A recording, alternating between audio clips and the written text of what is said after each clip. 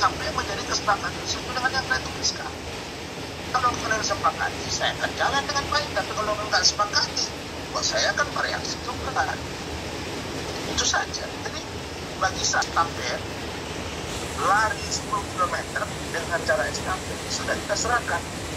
Nih, yang baru Anda perginya. Tapi jangan lupakan estafet kita sampai Anda sampai segininya. Kalau bukan rasanya pegang, 1 bulan pertama udah gol itu sifatnya.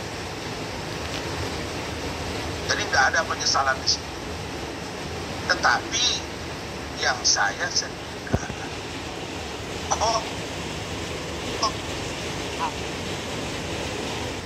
itu yang justru saya sangat kecewa.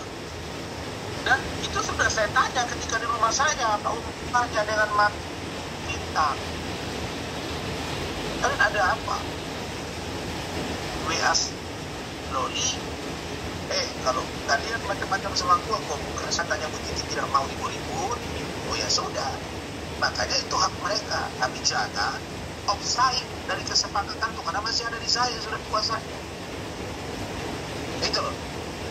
Saya yang saya jaga sekarang reputasi saya, nama baik saya, kantor.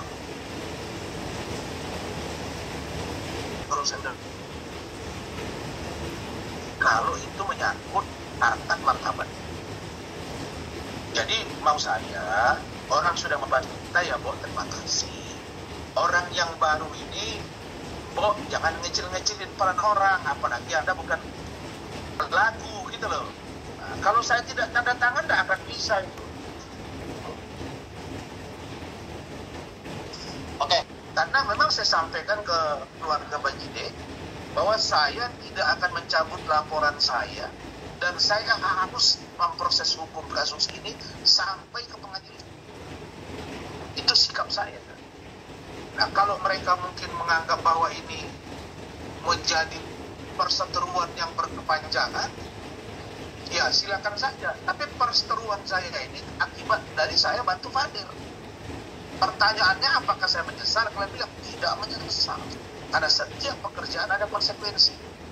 Begitu saya pegang Fadil, konsekuensinya saya, karena kita sudah tahu mulutnya dari dulu. Tapi saya tidak juga bodoh ambil tindakan hukum. Ketika Loli lari, saya sudah tahu saya harus bawa ke Polres, jangan kemana-mana. Karena saya sudah paham, jangan-jangan nanti ini seperti buah jatuh yang tidak jauh dari pohonnya.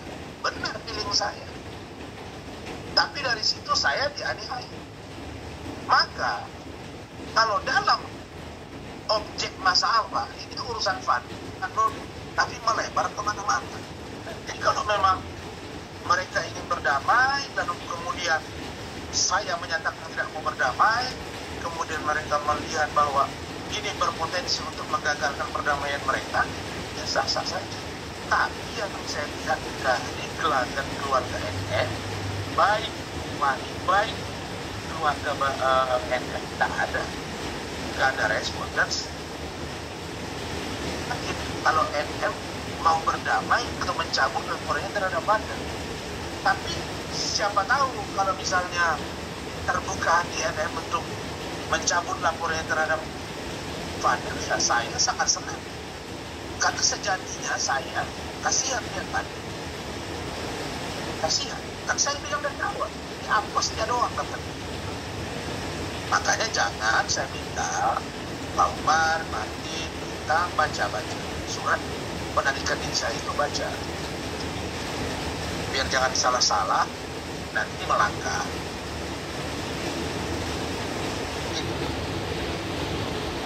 Saya tanya, saya nggak kenal dia, terus kalian yang hampir tiap hari ketemu sama pengacara-pengacara kota, kalian kenal nggak siapa dia? Dulu saya tanya, kalian kenal nggak dia pengacara itu tadi yang 3 orang itu?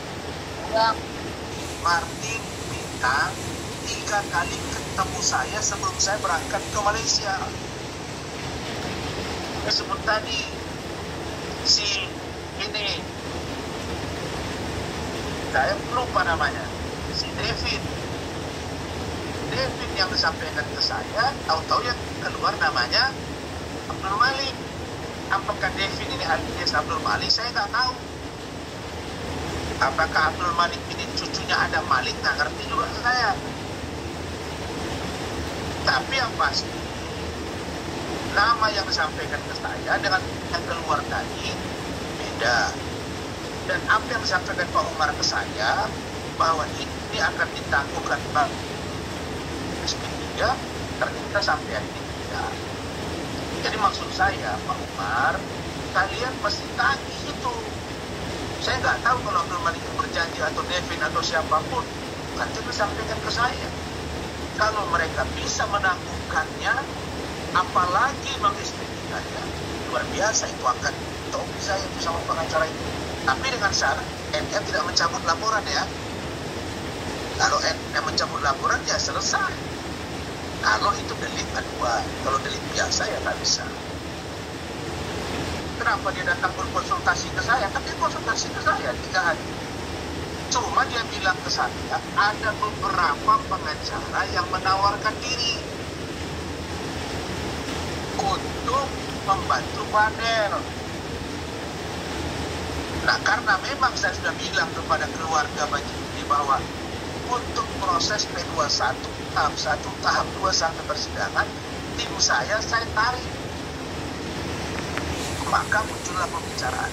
Makanya dia bilang, Martin, baik kok kami dengan Om Raslan ketemu kok kami baik. Iya, memang benar.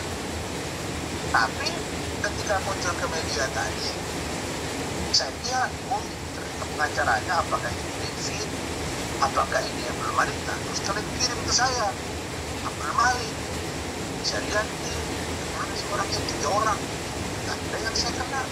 Tapi kan siapa jadi mereka, bisa jadi mereka ini luar biasa, punya pengaruh yang hebat sehingga bisa ditangguhkan apalagi di SP3 kan. Dan ya saya mau belajar juga saya sama mereka strateginya itu.